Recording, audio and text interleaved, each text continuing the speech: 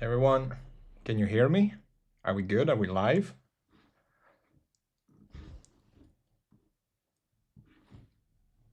Okay, I need to understand how to stream and stuff. Let's go to like this. Okay, it works. Can everyone hear me? Whoever's here. I have the stream open as well, just like on delay, but should be fine.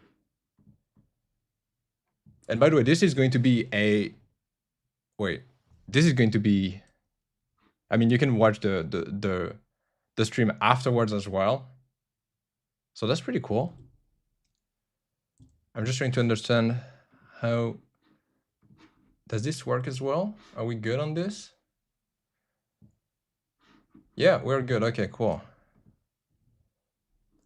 So yeah, I wanted to stream just to like do something new and unique, especially for the community. I feel like I've been making videos for like the past year, and you know, it's always been me just, recording a video, editing it for a while, posting it online, and now it's something new and different. I literally just like learned for the past hour and a half how to stream and how to like install stuff and like create scenes. So it might be a little shaky, but otherwise, really, really hyped about it. I am shaking. I'm like, okay, we got everything ready and aligned. And I'm on mobbing.com. You probably notice if you watch the videos and the redesigns. And I just wanted to wait. I cannot see the chat. Why does it always go away? Okay, nice. Thanks, Valor.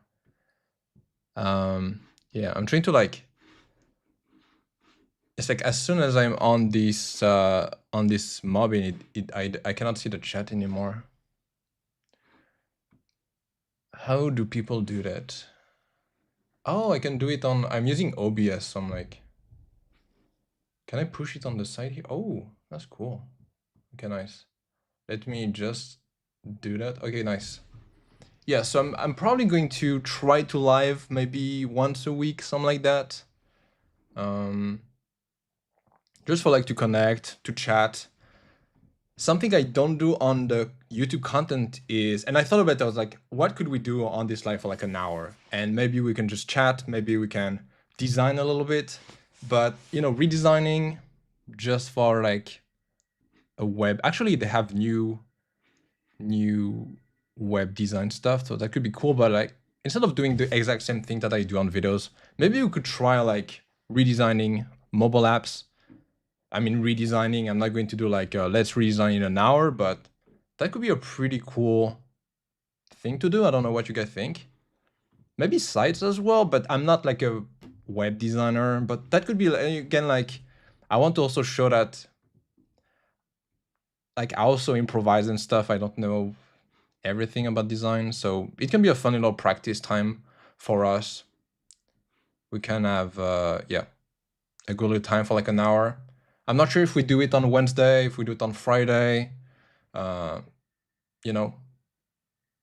web design could be nice. So like I know, guys, like again, if you want to learn something about like again mobile design, about actually I have a ton of like video ideas in backup.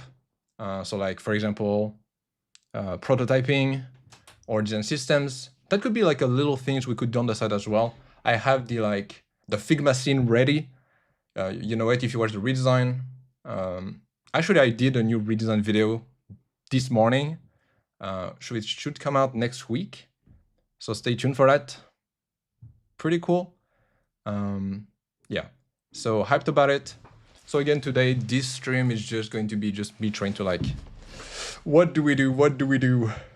And I'm not, so in the case, why not improving your people's design? That could be nice too. I've tried to like do that a little bit as well before on like asking for people's portfolio and reviewing that stuff.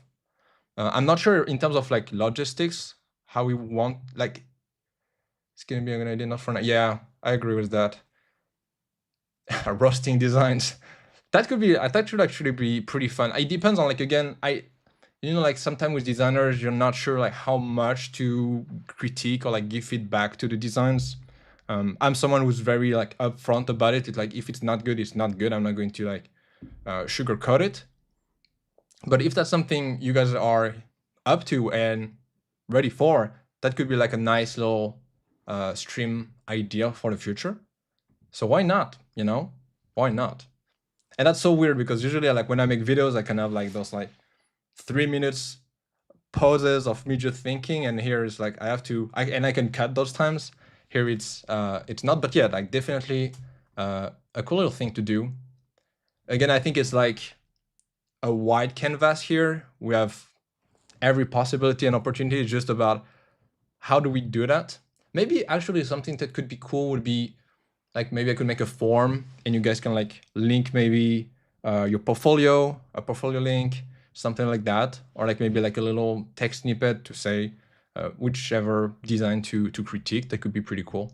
But yeah, I appreciate the suggestion on that. But yeah, let's try to do that. We have like what, 30-40 minutes left on this. So I want to like, I'm not sure. Maybe iOS could be cool. I like literally never, I'm not someone who like designs a lot of like mobile apps.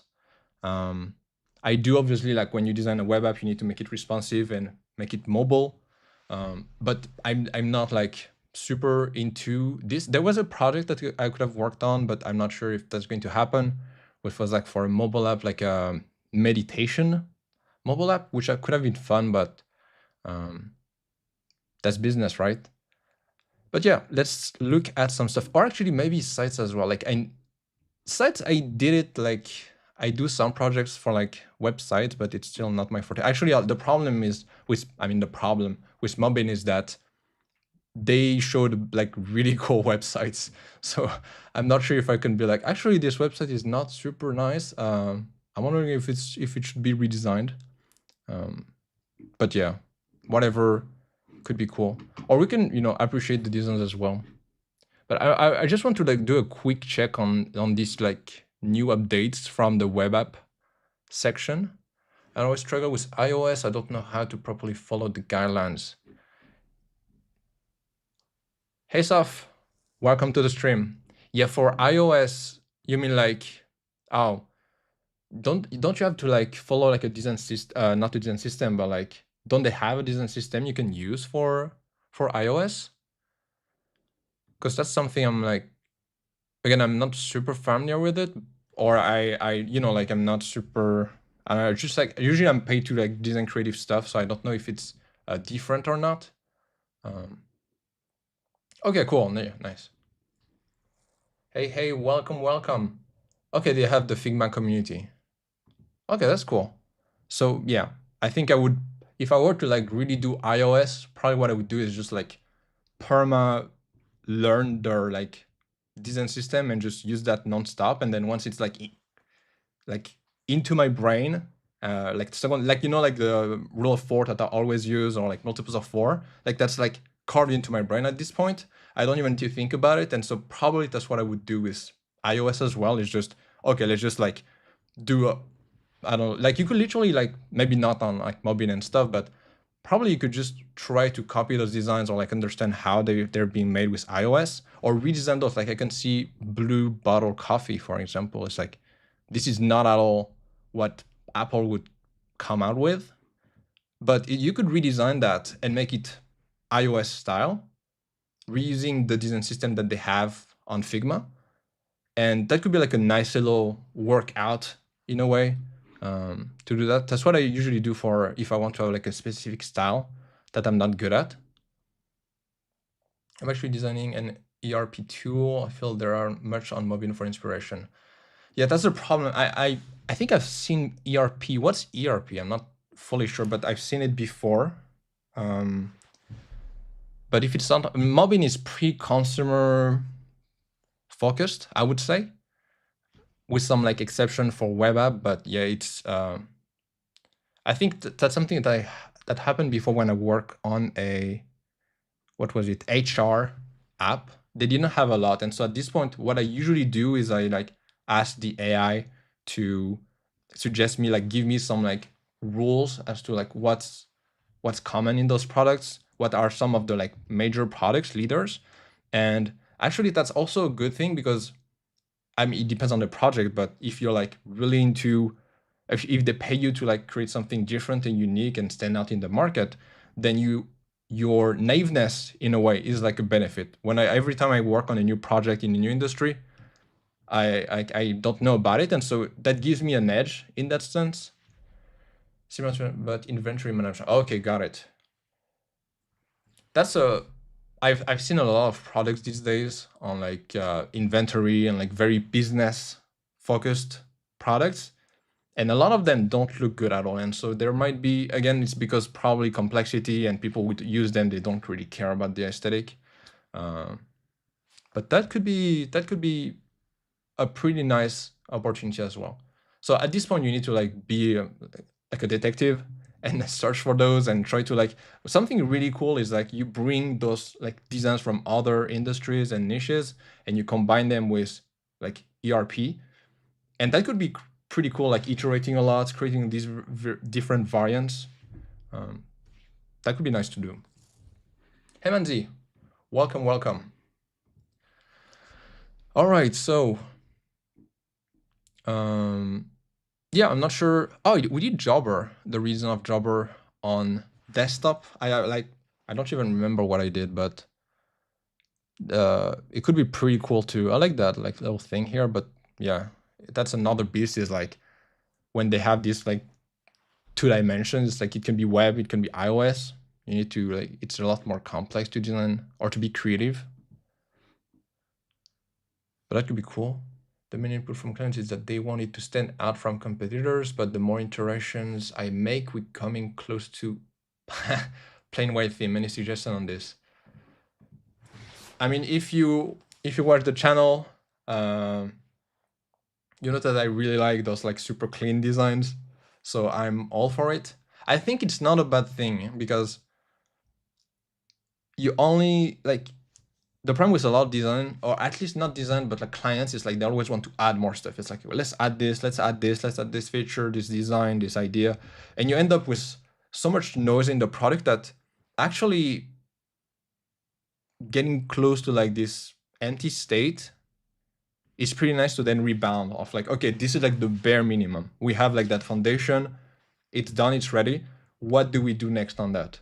How do we like expand on the product? How do we create something that's like good for the client, good for the user, actually good for the client too, and add that little that uniqueness into it. And I feel like sometimes it's not a bad thing. You like almost go back in time, if that's what you meant. I'm not sure like you can precise on that, but yeah.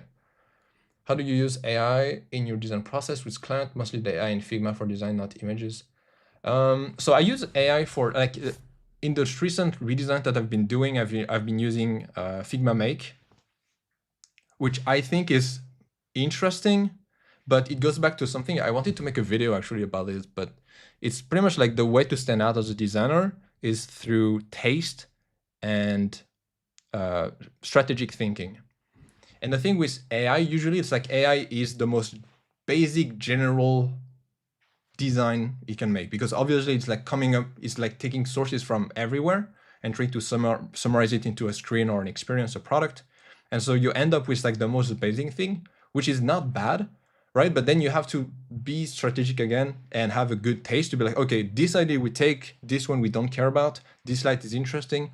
And I think being able to like mix all of those together can really make something cool. And so that's how I use Figma Make. But again, like I use it very at like the high level of what I do on redesign, which is just, okay, let's have the copy so I don't need to like type it or whatever. That's a nice way. Or just like get that first ID moving, get like that momentum, get that first, like, okay, this is like a first draft. What do we take? What do we remove? That's nice. The other thing that I use with AI is just like my co-pilot in terms of understanding the industry, understanding the design principles that we could use or how it can be applied to the product, what areas could be applied on. And it's not really like a, ask the question, get the answer kind of thing. It's more like iterative. And it really helps to, again, get that strategic angle as a product designer. At least for me, it's not something that I've naturally been drawn to. In the beginning, I was just like, as long as it's cool looking and it looks nice and clean, that's the best option. Now I'm trying to like add more of that, like, okay, let's actually be strategic about it and think about it before designing it. And so AI really helps me understand that. Something I've been working on also in the past is like a project I've worked on is like tax claim for tech companies in Canada. I'm not Canadian. I'm not like in any tax advisor kind of thing. And so for me, it's like, I didn't understand anything. And so AI really helped me understand that specific thing. So for that, I think it really like breaks like every barrier, every problem that you could have. And for me, it's like the best tool to understand a new project. Yeah, I hope it helps on that. Can I use AI for user research? If I do I need to mention it in case studies? No, nobody cares about, like, people care about the story that you tell them, not how you got there, pretty much. Like when you look at my case studies on my website, for example, all I care about is just the story, what we have the client achieve, and what we've worked on. That's it. How I got there, like how many iterations I did, if I used AI or not, it's not really important. Like, you know, like in the work, if it's like using AI for visuals, you could mention it. I think it could be cool if it's like cool looking AI visuals. I think some companies like that. That could be nice. AI for kind of draft or mockup and assistant in AI. Yeah, like whenever I design on a product, I always have like Claude, or usually Claude these days. I think it's the best one. For me, Grok is also pretty nice. It depends. Perplexity depends as well. I try to use every AI tool possible, but for me, Claude has been pretty nice these days. And yeah, it's always there on the tab open. Every time I have like a question, something I don't understand, or like an angle that I want to take, then I can just brainstorm, take some notes, and then I can like talk to the team about it. The initial mood board we agreed upon was something like legacy tools with more contrast and colors. Okay, so it's kind of like a lot of computers like to focus use traditional legacy. Yeah, so it's kind of like make the logo bigger in a way, like just add colors but keep the thing. To keep it clean yet standing out, using accent blue for with more gray and white on main screen. Most status very big. Yeah, like I think, and again, like we're like at the early stage of AI, in my opinion. AI is going to be like crazy, man. As a designer, I would advise anybody here wanting to be a designer long term to like really learn and take the time to understand AI and how you can use it into your like process, because it's like most companies are, in my opinion, most companies are going to remove the like beginner designers. Not most companies, right? But like the mom and pop shops, like the really like little shops are just going to rely heavily on AI, and that's pretty good because usually they don't really care about like the best design possible or anything. But like the problem is that I always mentioned that you need to be like market level to like get a job, to get clients. You need to be at this level. The problem is that how do you get there if you don't have experience? And so that's going to be kind of like the problem a little bit with AI. And so the more you can understand it and use it in your process, I think the better it's going to be. That's why I'm like, you know, do the work, like keep practicing, keep improving your designs, and like your process, simply because then you will understand, okay, when do I need to use AI? Do I need for like the visuals? Do I need it for understanding the process? Do I need it for like improving like the deck presentation for the client? Like the more you can understand your process, the easier it's going to be to like figure out those little pinpoints, those moments where you need AI. But yeah, like for your problem, Raul, this is always the difficult thing, is like wanting to push for something that looks better, or like a better tool, better product, but at the same time having to match like the client requirements. And so I would say that you can stick to that if they're open. Like it depends on you, right? But like if they're open to exploring other ideas, you could push for like a secondary, like alternative option. So like this is what we agreed on. This is the product.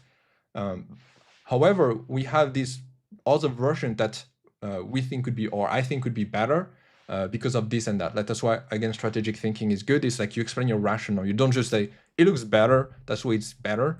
You have like a rational and like business benefits out of it, and you're not saying this is the solution I want to move towards. You're just like, this is an alternative.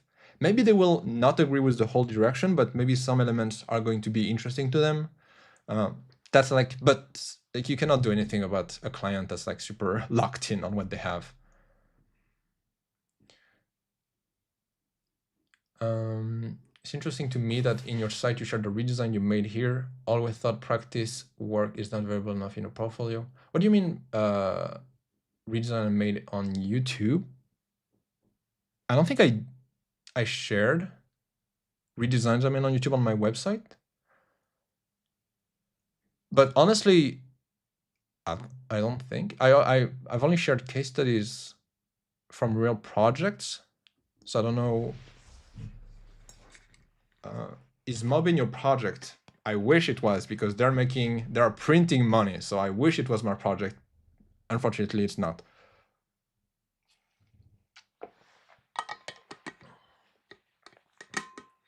I would be really, really well if I I would not be designing projects if I had Mobbin.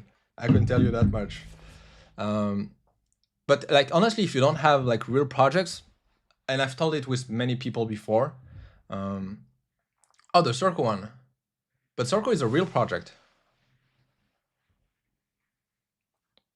I think I think I shared it on a video or two. No worries. But yeah, I shared it on a few, maybe on a few videos or like some snippets of it. But yeah, it's a real project.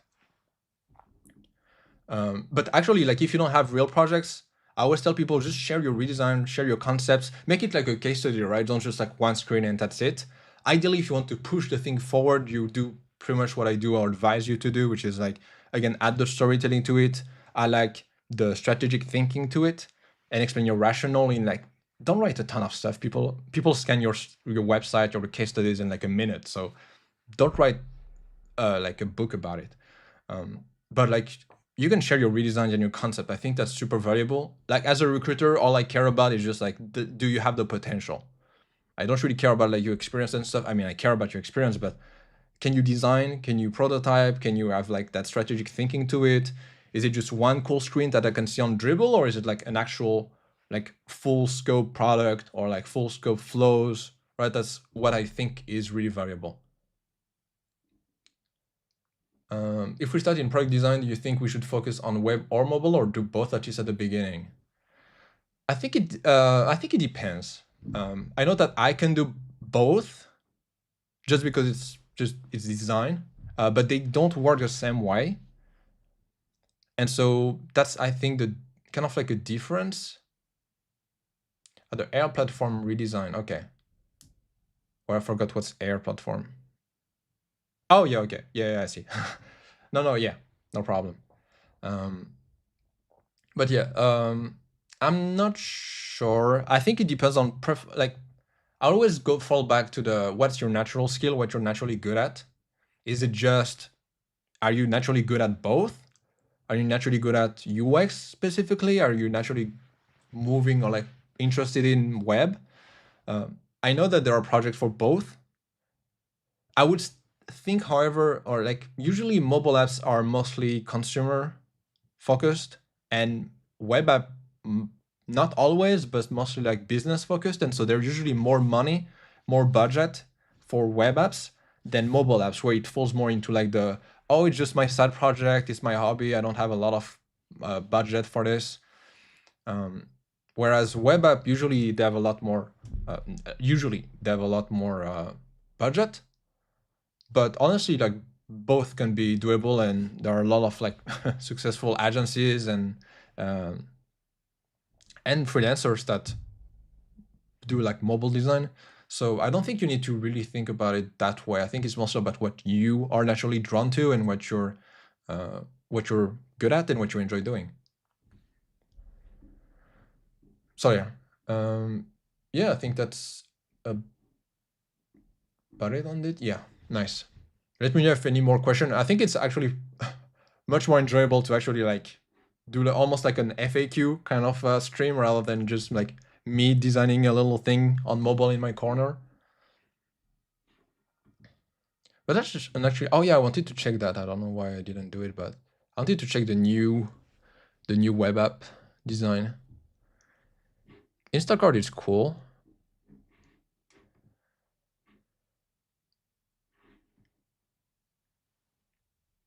Mano, do you do secondary primary research like user mapping and user flows for each screen, or just use or take inspiration from competitors?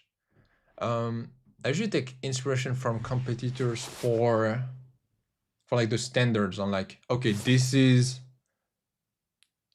like the norm, this is the average, and understand why. Like the benefit, I think, when you like redesign, learn from this big product is that usually they have massive teams that are doing research nonstop and optimizing everything. And so in this sense, you save money or time or resources because you're already like jumping straight to the conclusion. The problem is kind of like in math classes where it's like you cannot just say the outcome or like the result. You need to like show the process that you've taken. That's kind of like the same thing here, where you need to like, your problem is going to be slightly different from the competition's problem. Otherwise, you just copy them, and what's the point of having a different product? So you need to come up with your own conclusion as well. I still do like user flows. I do UX, but it depends on the project. It depends on the timeline as well. But it's still like, that's something I've learned a lot in the past like 2-3 years. You just don't jump into the design right away.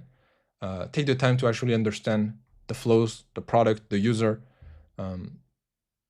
And yeah, I don't know if that helps on this. But yeah, I don't like, oh, that's something I think I talked about before as well, for like taking inspiration from competitors. Something that's really cool to do is like, again, to build momentum easily.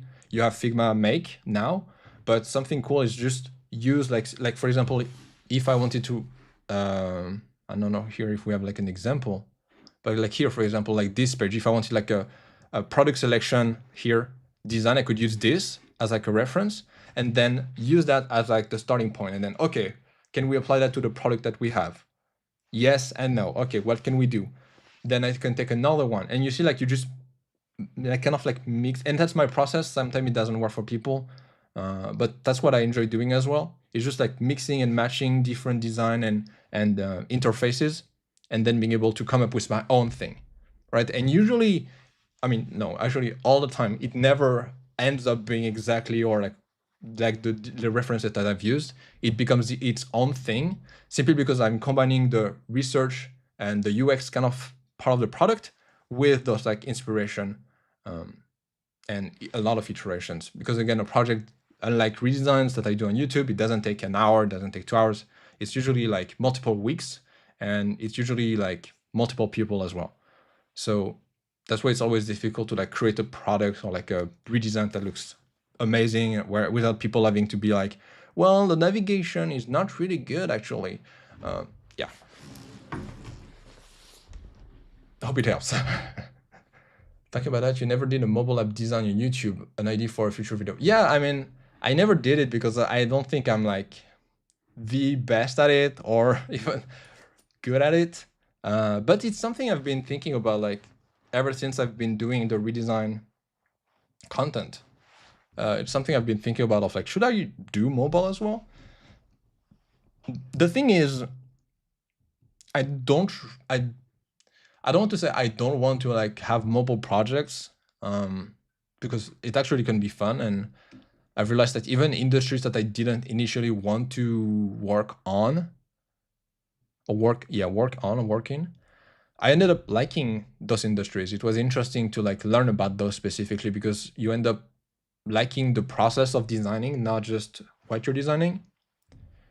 So mobile could be cool as well. That's why I'm like, even though in this stream we've not designed anything yet, it's something I'm considering as well. It's like, it could be cool. How do you find clients, or how would you find first if you had to start now? So finding clients is like usually the tougher thing. And then once you have clients, the tougher thing is finding good designers to work on. And so I've been able to see both sides on this. So some projects or some clients come from other agencies that I can work with on. Otherwise, it's just like, I mean, 100% of the time, if it's not that, it's going to be just people who saw my designs online. That's why I'm suggesting oftentimes to just post your stuff, share it, because you never know who's going to look at it, who's going to like. And also, it's not because they see it that they're like, I need to hire him or her. Like, it's usually a process that takes. Like, I had the project that I worked on before for like a startup, which was really cool. It was SDK. I'm not sure the name. Something technical for like banks. And it was like one of the first designers at Cash App, and also a nerdy designer at Apple. So like someone really, really good. And for some reason, I don't remember what, but on LinkedIn, he saw multiples of my designs and then came into contact to like help him work on like the docs design for their startup. They end up getting acquired last year. But it's like, you never know who's going to see, like literally, you never know who's going to see your design. And so it's kind of like luck, but you just try to like make it more predictable by like posting regularly, finding more contacts, like creating something that's interesting, sharing your thoughts, and yeah, trying to post on different platforms. Like sometimes you're going to post on like, I don't know, like I can post this on Twitter, it's not going to work, but on LinkedIn it's going to work, right? Or like I'll post on YouTube. So try to find like that specific platform, that specific type of content that could work. That's probably what I would do as well. And if I were to start, I would also probably like maybe cold outreach, like products that I like, and just say, I'm going to work for free for you. Obviously, it's not enough. You need to have like some good skills, and you have to still have like a nice portfolio and stuff. But like that could be a really compelling case for like not top tier companies, but like smaller companies in a niche or like an industry that could be interesting to grow into. That could be interesting as well. But like get in front of people. That's the only way really to like, except if you know super rich people. I think getting in front of as many people as possible is the way to go. Charles, I have an app and have a Figma. How do I work with you? If you want to work with me, you can go on my website, Bauwender Studio. You can either schedule a call with me or send me an email. And yeah, we can talk about it. You stake the chances on your side by being everywhere. Yeah, pretty much. Again, the thing is, being everywhere is very exhausting, especially since you have to also, if you have clients, you have to also work and do projects. That's why I'm like, just like a natural skill, figure out the platform that feels most natural to you, where you get the biggest input-output ratio. So like, how much can you get for putting as little effort as possible? Figure out that platform, figure out that type of content, but you have to like, do a ton of volume first, iterate a lot, learn, be super proactive. Like design, actually, it's the same thing until you find that key.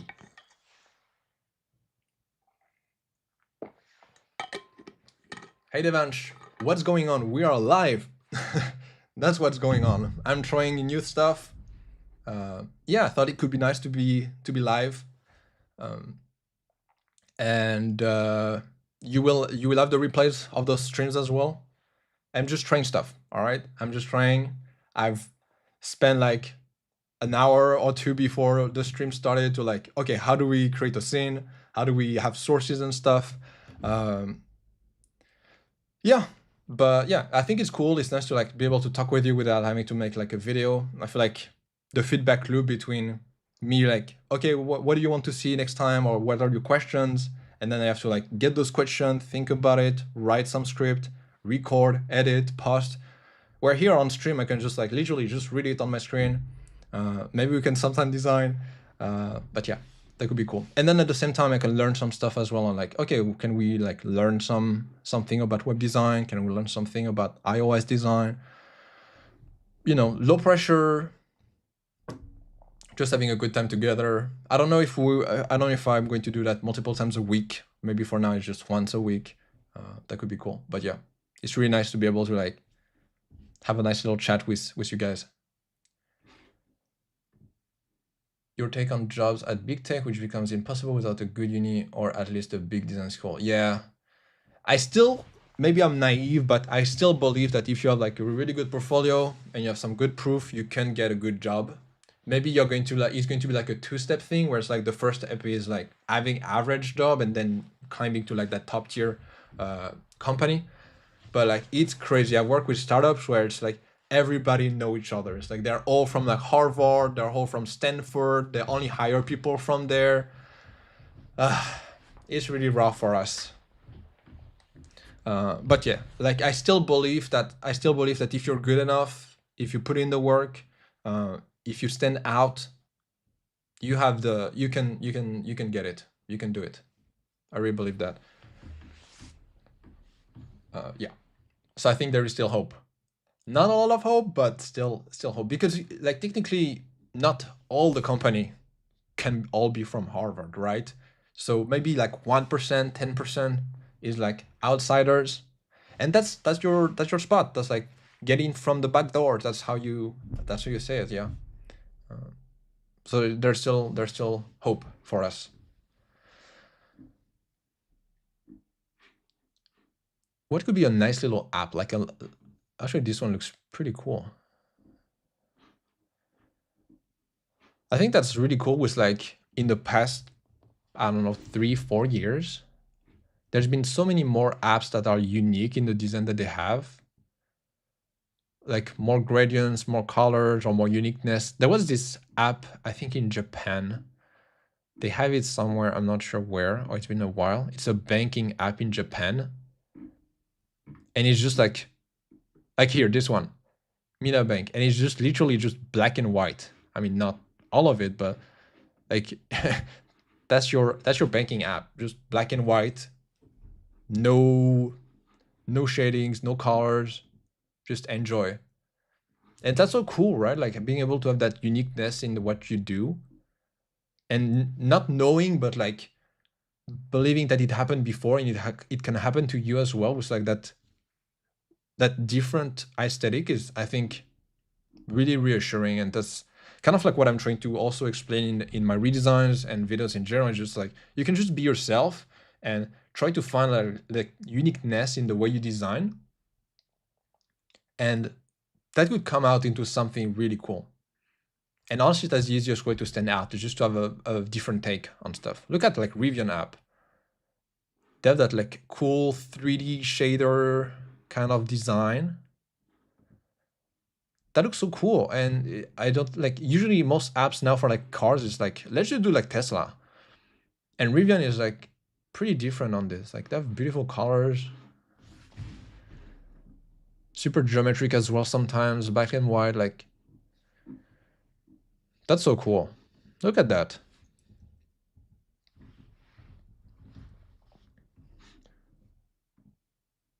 I'm actually surprised not a lot of people use concept of machine learning or data science into UX, using heat map to perfect your design, flow integration, ML concept to name precise decisions. I think my take is that it's the same reason why there are not that many design engineers, is because usually designers are not super into tech stuff, or maybe that's just me, right? Like me, I have like a very simple brain. It takes me a long time to understand very complex things. So I take my time to understand those things. But like I would not probably do that just because it seems too much for me at first. And maybe that's why also all the designers don't really jump into that. I don't know. But also, like, you can just rely on design principles and basics to be like, okay, if you have like 10 buttons on a page, it's probably not going to work. If you have one button, well, people are going to probably click on it. So that's my like maybe excuse not to do it. Yeah. Because you can just like, that's so cool. You can just like look at a ton of designs, practice a ton, and I think it's good. You're going to get the principles and the basics. Like I've never really learned any of those. Like I never sat down and be like, okay, these are the principles, this is the rules and stuff. I just kept practicing and practicing and noticing the patterns, and that's it. This is actually a cool one. I've seen it before. Fuse, they did such a cool and surprising redesign as well. Like you can see, this is like September. and it was like really dark and like lifeless almost. And then they switch it up in November, like let's change it up, and now it's so much brighter and cleaner and lighter. It makes you want to use the product, right? Look at those beautiful colors. That's such a key thing. Is I've seen so many products when it's like when it comes to onboarding that just they don't care. They just like drop you into the as soon as you get your email address, and then you're like, yes, I want to try the product. It's like they don't care. They just drop you into the product, don't tell you anything, or just like, okay, this is the basic stuff. Okay, bye, and that's it. But you can like actually educate people, help them like build that momentum to reach that that aha moment, like activation point, and people are going like they rely on everything, on all of their senses to trust the like. Do I trust this product? Do I want to use this product? Do I want to recommend this product? Right? When you see this kind of onboarding that's super bright and colorful, that's light, like you just set up your wallet like this, and I don't know. I feel like it's such an easy win. Can I ask a kind of technical question? You can ask. We'll see if I can answer. But yeah, feel free to ask. And if people in the chat know more than I know on this, then please feel free to also talk about it. But yeah, that's pretty cool. This one is really nice. I saw it before. Like you see, like I'm always looking. I always look at those like mobile apps as well, just because you could like how to say that, because for example, when you think about web app, you think about this big layout. But actually when you break out or you break down the layout, it's just almost like a mobile design, right? It's almost like a mobile or like multiple mobile screens next to each other, or like you get those like tiny little cars to see like the stats, or like to see like the panels for like the settings and stuff, right? And so you could technically a web app is just multiple screens of a mobile app. And so when you think about it this way, you can also look and get inspired by mobile apps for your web app. I don't think it works necessarily the other way around, because you usually take inspiration from web apps and you try to compress them into a mobile screen. I think it probably only works only from mobile to desktop, but like that's why I'm like I would advise people, even if you like back to the question stuff you mentioned before, like if you want to do like whether it's mobile or like web, actually looking at both, it will still be valuable for you no matter which one you choose. You can still get some nice little inputs and nice little inspiration. And a good habit to have is as soon as you find like a cool screen, whether you work on a project or not, just like, I mean, maybe not on this mobile platform, but like as soon as you see something, you just copy it and drop it in your Figma file, or, you know, like a nice little inspiration file, and just keep it there. Because as soon as you need something specific, you can just dive into that like library of visuals, and it's so cool. Okay, let's see. When working with PNG patterns, what's the best blend mode to use if I want to overlay them on a color background? I want the pattern to show through while keeping the background color visible. You cannot just remove or like reduce the opacity. Let me see.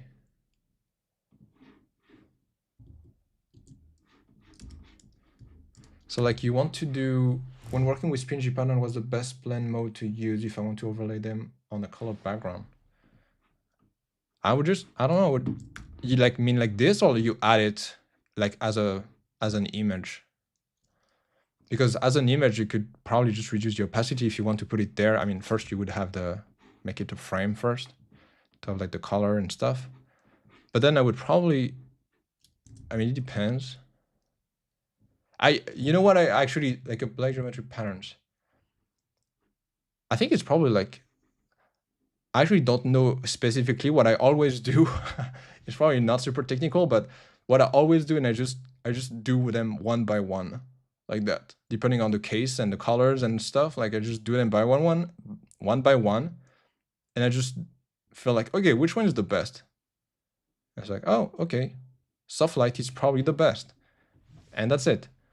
I don't really, I don't really know, like, just thinking about it or anything like that, which one would be the best. But yeah, otherwise, AI could come in and be like, can you combine those together? Could be nice. But otherwise, just reading the text like this, I'm not super sure. Yeah, I hope it helps. But like, don't worry about it. Just try them all. Just hover them one by one, and then you're going to see which one works best for you. And if it doesn't work, because I guess that's what you're asking, right? When working with spiritual patterns.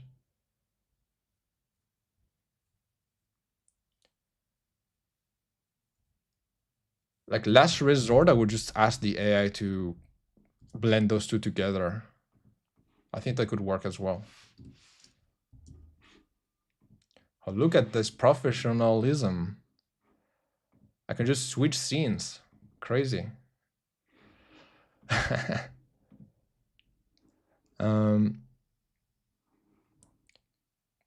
think Karim is interesting. It's like the super app. I think in Singapore they have a version of that.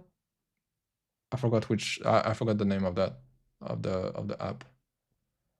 But it's interesting because it's like you have so many different industries, so many different services with so many different information to showcase, but you still need a design system that works through all of them. And they must have hundreds of people working on that. Yeah, no problem, Mandy. Thanks for asking. Hopefully it helps. But yeah, take your time, do them one by one, no pressure. What AI tools are you using in your day-to-day work? So for like, I don't use that many, or maybe I do, I don't know. If it's like visuals, I can do Midjourney or ChatGPT. That's usually the two I would use. And if it's like actual like working, understanding industries, having almost like a co-pilot with me, I try different ones. I try like ChatGPT, I try Claude, I try Grok, I try Perplexity. So like just I guess it depends on the use cases. I usually ask the same question to all of them and see which answer satisfies me the most, and then based on that continue the conversation, so that you never really stay stuck into one product. Actually, Perplexity is more like research and like understanding if what you've said is actually true or not, which I guess you can do with the other ones too. But my go-to for these days it might change in the future, but my go-to these days is Claude. Hey, is AI actually worth it if any idea didn't hit in mind and you actually answer according to user perspective? What do you mean by if any idea didn't hit in mind? Like you didn't come up with any good idea or the AI?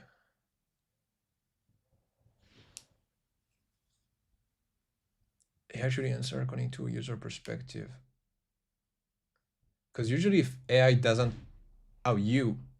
well, that happens to me when I'm in like a new industry, new niche, and I don't know what I'm doing, and I don't know like what's a good like standard and what features should I have. I just ask a lot of questions about it. I'll ask for like give me some like examples of products that are doing that.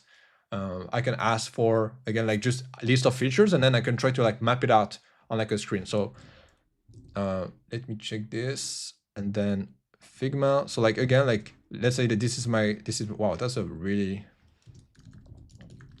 big screen.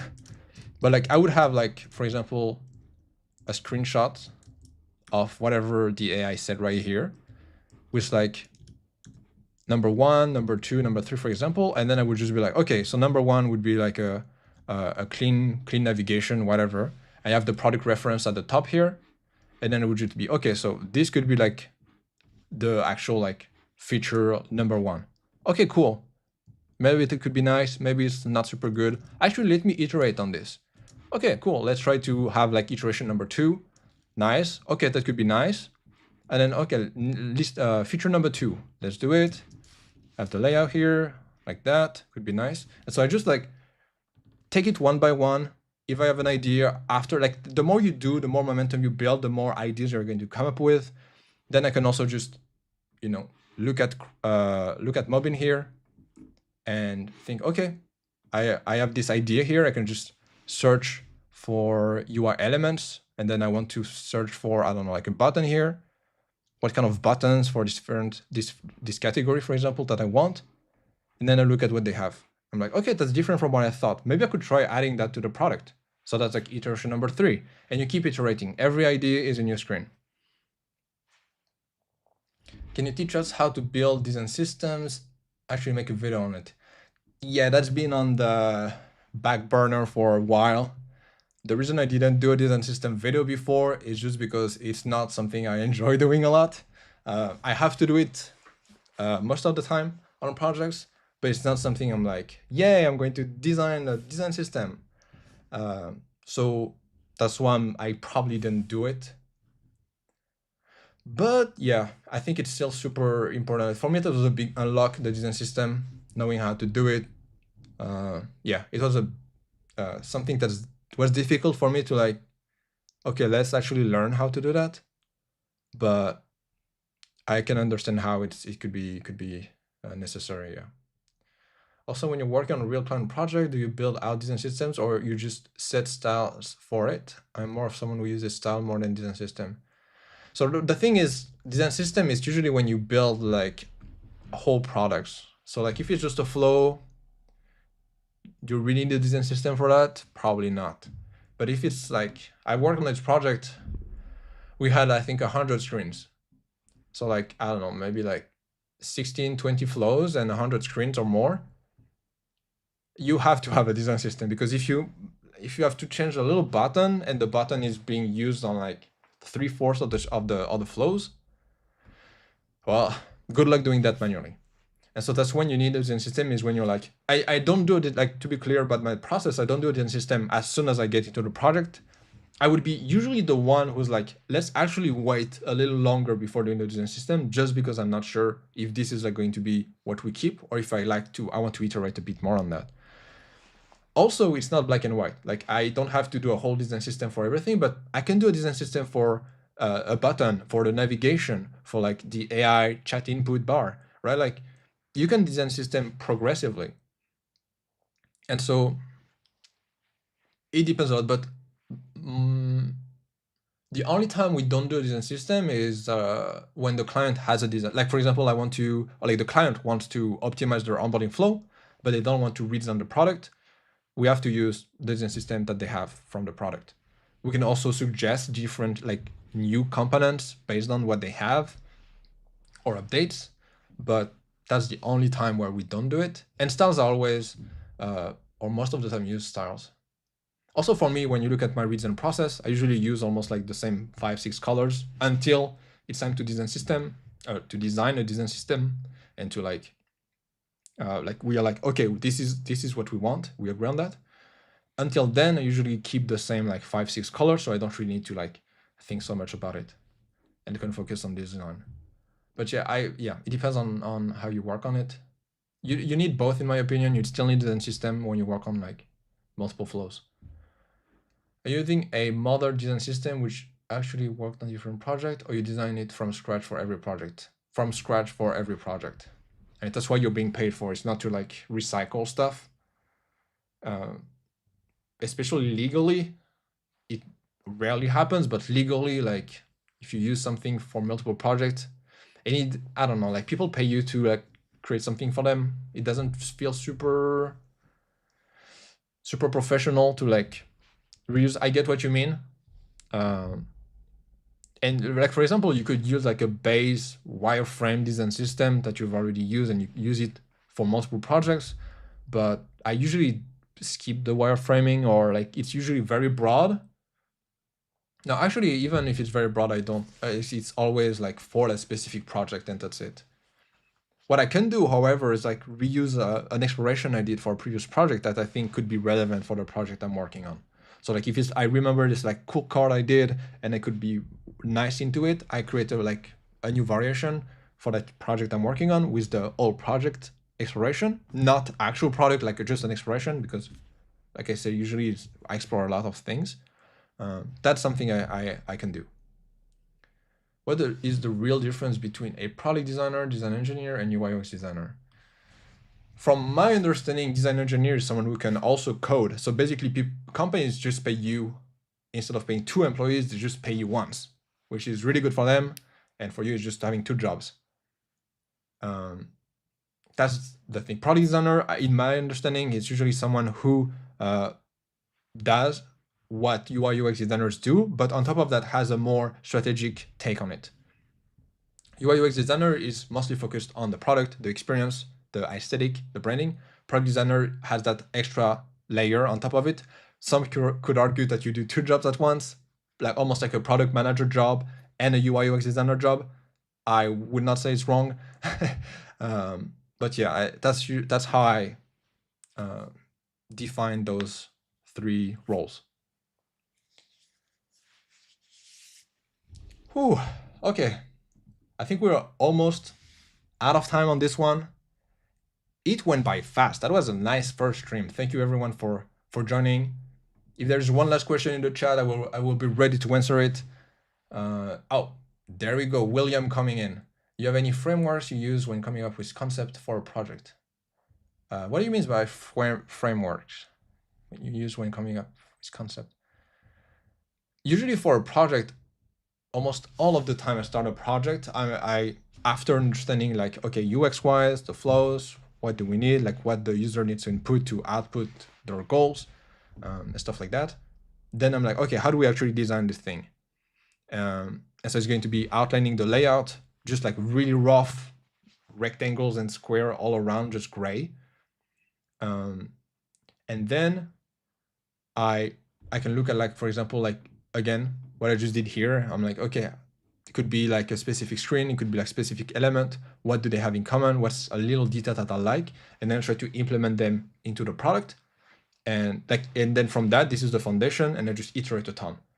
So it could be, 10 screens, it could be 100 screens. Well, how long it takes until I'm like, this is actually good. And then usually like maybe 2-3 versions of that, or like 2-3 variations. And I can present it to the team, to the manager, to the stakeholders, and be like, okay, what are your thoughts on this? And give the rationale behind it. Is actually improve himself that much, so need of refresher not needed? I think it's mostly like progressive, at least for now. With AI, it's like baby steps, but as soon as it's like the next level, it improves a lot. As a designer, you always need to be like learning new stuff and improving. So I would say that keep the habit of like always be on the lookout, just like I'm doing now with like web and iOS. Always be on the lookout for like new updates, new changes. What can you do better? What can you improve? What can you learn? And if you keep that mindset, I think you will still like stay pretty close to like the actual truth of like where AI is right now. And then can you help me with some question to ask my interviewer? I have an interview tomorrow for a new role as a new designer. Oh, congrats on that. I hope you can get it. Tips or question I can ask. Ask for the pay if you don't already know about it. I think it's interesting to know that. Ask for like the design process that they have, if they have like a design system, how they usually like design, how they iterate.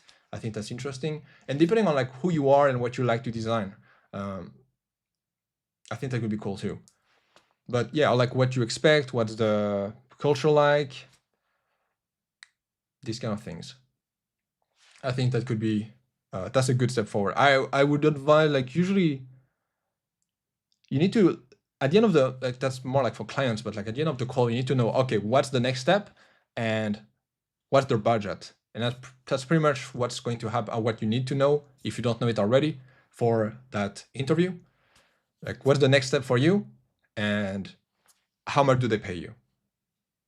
And also actually a good question on that would be like, what's the kind of like, how you grow in that role? Like how do you get paid more? Don't say that, but how do you make more money in that role? So that you can have like this kind of like roadmap on, okay, I need to improve the skills, I need to get better at this. And that's going to help you. And that's going to show actually the interviewer like, okay, he's pretty serious about this. He wants to learn and improve. That's a really good investment. Can you please make a video on whiteboarding in detail? I don't really whiteboard. Or like maybe we can talk about it in another live, but I don't think I whiteboard a lot. maybe for like super high level strategic thing, but that's about it. When you're designing UI, how do you make sure the visuals actually match the app's overall aesthetic? I struggle a lot when designs get really visual heavy. Iterating a lot. I think that's like the key is just like keep iterating until it feels good. Something I would advise is like when it's super like visual heavy, take a step back, look like cleanse your mind and eyes from like this oversaturation, because as soon as you like tunnel vision into something, you kind of lose track of everything else. And yeah, I would be mindful of that. So like take a step back, maybe look at like this like super clean design and aesthetic so that you can get like a breather, and then you can go back in with a fresher mind. One last question is, do you code or do you use any no-code tools? Because your videos are always on Figma. I don't code. I can like do some QA. I can like understand how the code works in terms of like it's inside this container. It's going to do like this. This is the max width and stuff like that, because I use Framer as well, and I think that's a nice soft introduction into coding, even if it's not really, it's a no-code tool. So that's what I use for like websites. But that's it. Thanks a lot, Amit, for being here as well, and thank you everyone. I really appreciated this first stream. It was really awesome. Thank you all for the kind questions. We ended up not designing a lot actually, or not designing at all, but that's part of the stream, and it was super cool. So I appreciate everyone who showed up. Thank you so much. You can always watch the stream. I don't know, watch the replay. And yeah, have a good rest of your day, evening, morning, whatever it is.